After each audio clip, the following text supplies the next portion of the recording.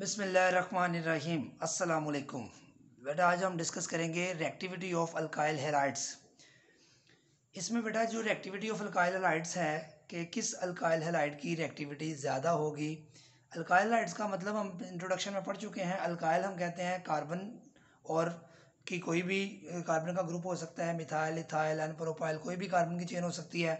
और हैलाइड जो है वो फ्लोरीन हो सकता है, क्लोरीन हो सकता है, ब्रोमीन या आयोडीन।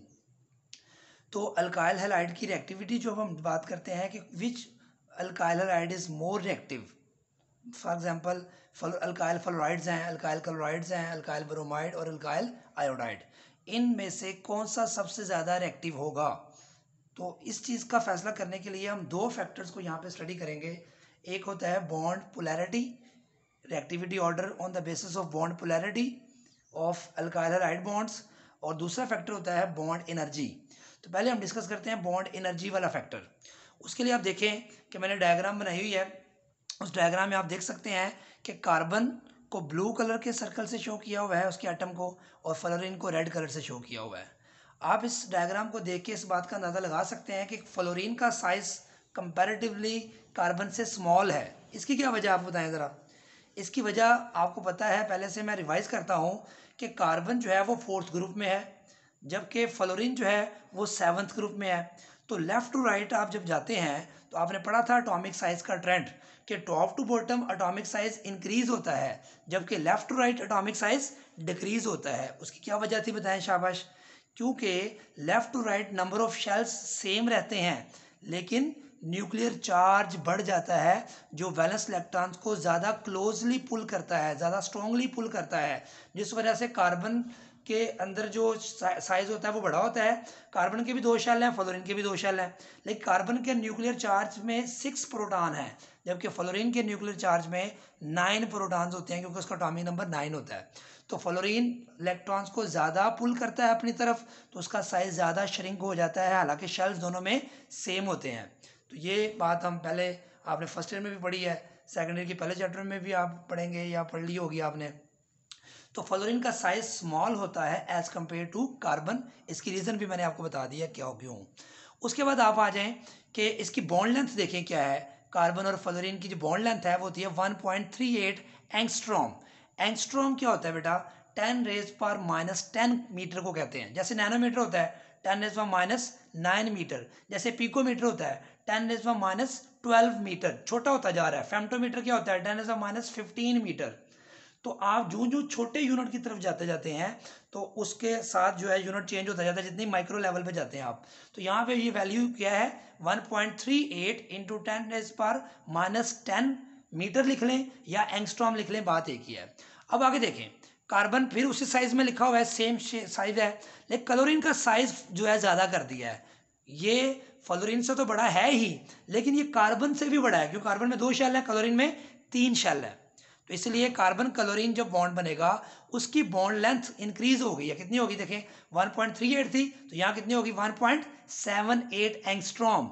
अब इसमें आप देख सकते हैं कि कार्बन और क्लोरीन की बॉन्ड लेंथ क्यों बढ़ गई। बॉन्ड लेंथ है क्या, ये आपने फर्स्ट ईयर 6 चैप्टर में पढ़ा हुआ है कि बॉन्ड लेंथ न्यूक्लियर एक्सिस का जो डिस्टेंस होता है, यानी कि 2 न्यूक्लियस जो मिलकर आपस में मॉलिक्यूल बना है, इस न्यूक्लियस और इस न्यूक्लियस के दरमियान जो डिस्टेंस होगा उसको हम बॉन्ड लेंथ कहते हैं। तो यहाँ बॉन्ड लेंथ शॉर्ट क्यों है? क्योंकि फ्लोरीन का एटम स्मॉल है एज कंपेयर टू क्लोरीन। तो यहाँ न्यूक्लियस बड़ा हो जाएगा, जब एटम बड़ा हो जाएगा तो न्यूक्लियस के दरमियान डिस्टेंस भी ज़्यादा हो जाएगा, इसलिए यहाँ 1.78 एंगस्ट्रॉम इसकी बॉन्ड लेंथ है। यानी कि बॉन्ड लेंथ क्या हो गई, इंक्रीज हो गई।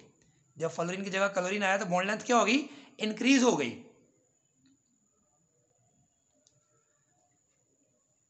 और जब क्लोरीन की जगह बेटा ब्रोमीन आया, तो जब ब्रोमीन आया तो उसकी बॉन्ड लेंथ जो है वो और ज़्यादा इंक्रीज होगी। तो उसको मैंने और बड़े साइज से आप देखें कि रिप्रेजेंट किया है। देखिए ये क्लोरीन से भी बड़ा साइज है, तो इसकी बॉन्ड लेंथ 1.94 एंगस्ट्रॉम हो गई, आप देख सकते हैं। जब आयोडीन में गए तो उसका साइज और ज्यादा हो गया, तो उसकी बॉन्ड लेंथ और ज्यादा इंक्रीज होगी 2.14 एंगस्ट्रॉम। तो आप देख रहे हैं ये ट्रेंड क्या है, bond length goes on increasing. कैसे इंक्रीज हो रही है कि कार्बन के साथ फ्लोरीन है तो उसके बॉन्ड लेंथ कम है, कार्बन के साथ क्लोरीन लगा तो न्यूक्लियस के दरमियान डिस्टेंस बढ़ा, बॉन्ड लेंथ बढ़ गई। क्लोरीन की जगह ब्रोमीन आया, न्यूक्लियस के दरमियान डिस्टेंस बढ़ा, बॉन्ड लेंथ बढ़ गई। ब्रोमीन की जगह आयोडीन आया, उसका साइज और बढ़ गया, शेल और बढ़ गए, तो न्यूक्लियस के दरमियान डिस्टेंस बढ़ गया, तो बॉन्ड लेंथ भी बढ़ गई। आप देख सकते हैं सबसे ज्यादा बॉन्ड लेंथ हो गई है यहाँ पे।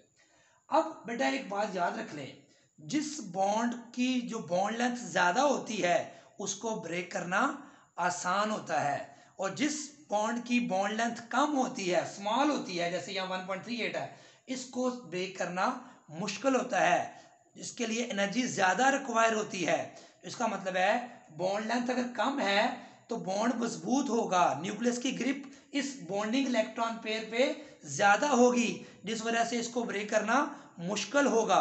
तो इसलिए इसकी एनर्जी देखिए 467 किलो जूल्स पर मोल चाहिए होती है अल्काइल फ्लोराइड्स के बॉन्ड को ब्रेक करने के लिए। इसकी एनर्जी इसलिए ज्यादा होती है कि बॉन्ड लेंथ इसकी कम थी, इसकी निस्बत इसकी बॉन्ड लेंथ कम थी, लेकिन आप देख रहे हैं कि इसकी एनर्जी 467 ज्यादा है। तो क्या मतलब हुआ कि बॉन्ड लेंथ जितनी कम होगी बॉन्ड एनर्जी उतनी ही ज्यादा होगी। इनका क्या रिलेशन हुआ, इनवर्स रिलेशनशिप हुआ, आप देख सकते हैं। तो ये बॉन्ड लेंथ कम थी, एनर्जी ज्यादा, ये बॉन्ड लेंथ ज्यादा हुई तो एनर्जी देखिए 346 किलो जूल्स पर मोल हो गई। आगे आए, बॉन्ड लेंथ और ज्यादा हुई तो न्यूक्लियस की ग्रिप शेयर्ड इलेक्ट्रॉन पेयर पे कम हो गई, तो बॉन्ड तोड़ना और ज्यादा आसान हो गया। तो कितना आसान हो गया देखिए, 346 से कितनी एनर्जी लगेगी, 290 किलो जूल्स पर मोल बॉन्ड ब्रेक करने की एनर्जी चाहिए होगी अल्काइल ब्रोमाइड्स के लिए। सेम इसी तरह यहाँ न्यूक्लियस से इलेक्ट्रॉन शेयर्ड इलेक्ट्रॉन पेयर और ज्यादा दूर हो गया है, इसकी ग्रिप और ज्यादा कम हो गई है, आप देख सकते हैं, तो इसको तोड़ना और ज्यादा आसान हो जाएगा। तो इसलिए बॉन्ड लेंथ बढ़ने से बॉन्ड तोड़ना आसान हुआ। ओनली 228 किलो जूल्स पर मोल एनर्जी रिक्वायर होती है इसके बॉन्ड को ब्रेक करने के लिए। इससे क्या बात समझ में आई है कि इसको आप 228 एनर्जी प्रोवाइड करेंगे तो ये बॉन्ड ब्रेक हो जाएगा और रिएक्शन कर लेगा, जबकि अल्काइल फ्लोराइड जो हैं उसको जब तक 467 किलो जूल्स आप एनर्जी नहीं देंगे एक मोल के लिए, तब तक वो बॉन्ड ब्रेक नहीं होगा।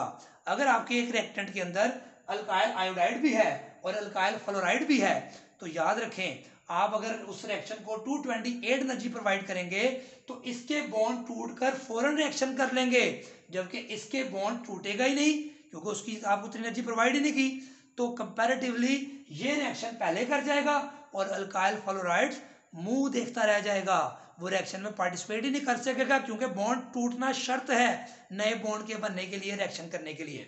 क्योंकि बॉन्ड एनर्जी का बॉन्ड लेंथ के साथ बेटा क्या रिलेशनशिप है, इनवर्स।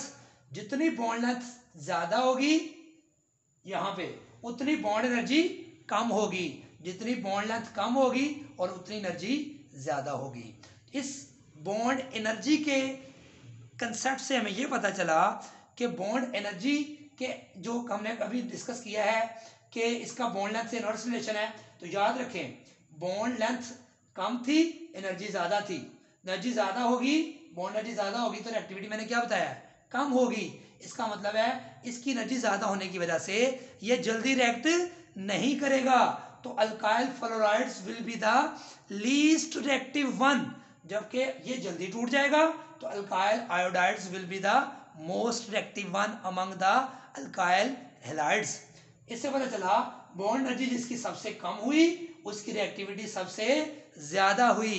इसका मतलब अगर आपको मल्टीपल चॉइस क्वेश्चन आए कि which of the following is most reactive alkyl halide on the basis of concept of bond energy, तो आप क्या बताएंगे, alkyl iodides are the most reactive one, क्योंकि इनकी एनर्जी सबसे कम है, तो एनर्जी कम होगी तो रिएक्टिविटी इनकी ज्यादा होगी। अब हम दूसरा फैक्टर डिस्कस करेंगे। हम कौन सा फैक्टर डिस्कस करेंगे, दूसरा। वो दूसरा फैक्टर बेटा क्या है, बॉन्ड पोलैरिटी।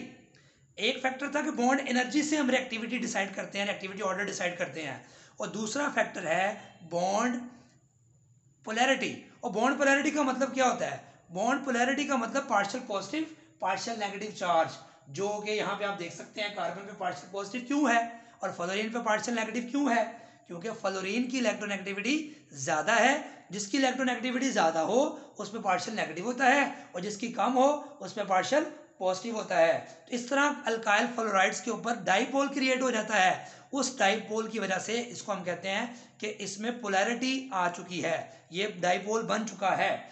अब अल्काइल फ्लोराइड की सारे जो बॉन्ड्स हैं, अल्काइल फ्लोराइड्स हों, चाहे अल्काइल क्लोराइड्स हों, चाहे अल्काइल ब्रोमाइड हों, चाहे अल्काइल आयोडाइड्स हों, सब में डाइपोल्स एग्जिस्ट करते हैं, क्योंकि सब में डिफरेंस ऑफ इलेक्ट्रोनेगेटिविटी पाया जाता है। इसको आप ऊपर से देख सकते हैं। इलेक्ट्रोनेगेटिविटी ऑफ कार्बन कितनी है देखें, 2.5, और फ्लोरीन की कितनी है, 4। ठीक है, तो डिफरेंस ऑफ इलेक्ट्रोनेगेटिविटी कितना बना, 1.5 ऊपर लिखा हुआ है। तो जितना डिफरेंस ऑफ इलेक्ट्रोनेगेटिविटी ज्यादा हो उतनी पोलैरिटी ज्यादा होती है, उतने ही डाइपोल ज्यादा स्ट्रॉन्ग बनते हैं, और उतना ही आयनिक करैक्टर ज्यादा होता है। इलेक्ट्रोनेगेटिविटी डिफरेंस ज्यादा होने से क्या ज्यादा होता है, पोलैरिटी ज्यादा होती है। पोलैरिटी ज्यादा होने से क्या होती है, आयनिक करैक्टर ज्यादा होता है। और जितना ज्यादा आयनिक करैक्टर हो उस सब्सटेंस की उतनी ज्यादा रिएक्टिविटी होती है। इसका मतलब है यहाँ डिफरेंस ऑफ इलेक्ट्रोनेगेटिविटी 1.5 है, इसका मतलब इसकी रिएक्टिविटी सबसे ज्यादा होगी। जबकि आगे देखें, कार्बन तो 2.5 इलेक्ट्रोनेगेटिविटी है, लेकिन क्लोरीन की इलेक्ट्रोनेगेटिविटी कितनी होती है, 3.2 के करीब होती है। इसकी करेक्शन कर लेते हैं हम। तो क्लोरीन की जो 3.2 होती है और ऑलमोस्ट, और कार्बन की 2.5, तो डिफरेंस निकालिए कितना आएगा, 0.7। तो डिफरेंस ऑफ इलेक्ट्रोनेगेटिविटी कम होगी, तो इसका मतलब है इसमें पोलैरिटी भी कम होगी। जब पोलैरिटी कम होगी तो क्या होगा, आयनिक करैक्टर कम होगा, तो इसकी रिएक्टिविटी भी कम होगी। आगे आए, 2.5 कार्बन की है और ब्रोमीन की कितनी है, 2.8। तो इसका डिफरेंस ऑफ इलेक्ट्रोनेगेटिविटी 0.3 आया है। तो इसमें देखिए पोलैरिटी और कम हो गई है, तो पोलैरिटी कम, आयनिक करैक्टर कम, तो आयनिक करैक्टर कम, रिएक्शन भी स्लो हो जाएगा। अब आखिर में आए, तो कार्बन की इलेक्ट्रोनेगेटिविटी कितनी, 2.5, और आयोडीन की भी 2.5 है, तो डिफरेंस क्या आया, 0। तो यहाँ बच्चे कंफ्यूज हो जाते हैं कि दोनों की इलेक्ट्रोनेगेटिविटी डिफरेंस 0 आ रहा है, दोनों की इलेक्ट्रोनेगेटिविटी सेम है, लेकिन इनमें फिर भी पोल्स एग्जिस्ट करते हैं, पार्शियल पॉजिटिव पार्शियल नेगेटिव। तो बेटा याद रखें, आयोडीन की इलेक्ट्रोनेगेटिविटी 2.5 जरूर है, लेकिन इसकी टेंडेंसी शेयर्ड इलेक्ट्रॉन पेयर को अपनी तरफ करने की ज्यादा है, क्योंकि इलेक्ट्रोनेगेटिविटी के लिए सिर्फ एक फैक्टर नहीं होता कि उसकी इलेक्ट्रोनेगेटिविटी को जब हम डिसाइड करते हैं तो उसकी जो प्रोडक्ट टेबल में पोजीशन कहाँ है ये चीज़ भी फैसला करती है, और उसके वैलेंस शेल में इलेक्ट्रॉन कितने हैं ये भी चीज़ फैसला करती है। तो आयोडीन के वैलेंस शेल में 7 इलेक्ट्रॉन है, जबकि कार्बन के वैलेंस शेल में 4 इलेक्ट्रॉन है। जितना कोई एलिमेंट के वैलेंस शेल कंप्लीटली ऑर्बिट के कंप्लीट होता है उसकी इलेक्ट्रोनेगेटिविटी उतनी ही ज्यादा होती है एज कंपेयर टू अदर। तो यहाँ चूंकि कंपेयर करना था हमने कार्बन और आयोडीन को, तो इसलिए आपने याद रखना है कि आयोडीन चूंकि अगले ग्रुप में पाया जाता है कार्बन से आगे, तो उसकी जो है वो पोजीशन की वजह से भी उसकी टेंडेंसी ज़्यादा है शेयर्ड इलेक्ट्रॉन पेयर को अपनी तरफ अट्रैक्ट करने के लिए, और उसके वैलेंस शेल में 7 है, कार्बन के वैलेंस शेल में 4 है। इस वजह से भी जो आयोडीन है उसकी टेंडेंसी ज़्यादा है इलेक्ट्रॉन को अट्रैक्ट करने की, इस वजह से इसकी ऊपर पार्शियल नेगेटिव चार्ज आता है। मतलब यहाँ पे यही ध्यान में रखें कि आप इसकी पोलैरिटी सबसे लीस्ट है, पोलैरिटी सबसे लीस्ट होने की वजह से इसमें आयनिक करैक्टर सबसे लीस्ट होगा, इस वजह से इसकी रिएक्टिविटी भी सबसे कम होगी। तो बॉन्ड पोलैरिटी से हमें क्या पता चला, बॉन्ड पोलैरिटी से हमें ये पता चला कि जितना इलेक्ट्रोनेगेटिविटी डिफरेंस ज्यादा होगा, जैसा कि अल्काइल फ्लोराइड्स में सबसे ज्यादा है, तो इसमें आयनिक करैक्टर सबसे ज्यादा, तो इसकी रिएक्टिविटी भी सबसे ज्यादा होगी। देखिए बॉन्ड पोलैरिटी जितनी ज्यादा होगी उतनी ही डिफरेंस ऑफ, यानी कि जितना डिफरेंस ऑफ इलेक्ट्रोनेगेटिविटी ज्यादा होगा उतनी बॉन्ड पोलैरिटी ज्यादा होगी, और जितना बॉन्ड पोलैरिटी ज्यादा होगी उतनी रिएक्टिविटी भी ज्यादा होगी। ये बात याद रख लें, डिफरेंस ऑफ इलेक्ट्रोनेगेटिविटी ज्यादा होने से क्या ज्यादा होगा, बॉन्ड पोलैरिटी, और बॉन्ड पोलैरिटी ज्यादा होने से क्या ज्यादा होगी, आयनिक करैक्टर से ज्यादा होने से क्या होगा, रिएक्टिविटी ज्यादा होगी। इस कंसेप्ट को देखें तो अल्काइल फ्लोराइड्स, अल्काइल जो है, जो alkyl fluorides are the most reactive one and alkyl iodides are the least reactive one. ये जो ट्रेंड आया है ये इस ट्रेंड के ऑपोजिट है, ये कॉन्ट्ररी है, बरक्स है इसके। ये ट्रेंड था on the basis of bond energy, और ये ट्रेंड है on the basis of bond polarity. अगर बॉन्ड पोलैरिटी की, अगर आपसे एमसीक्यू आता है कि on the basis of bond polarity बताएं which of the alkyl hydride is most reactive, तो याद रखें अल्काइल फ्लोराइड्स मोस्ट एक्टिव होंगे, ये लीस्ट एक्टिव में आएगा। और अगर वो बॉन्ड एनर्जी से पूछे तो ये होगा। अब हम बात करते हैं नेट रिजल्ट क्या है। अब एक कंसेप्ट कहता है कि fluoride is the least active one and iodides are the most active one, और एक कंसेप्ट कहता है कि fluoride is the most active one and iodides are the least active one.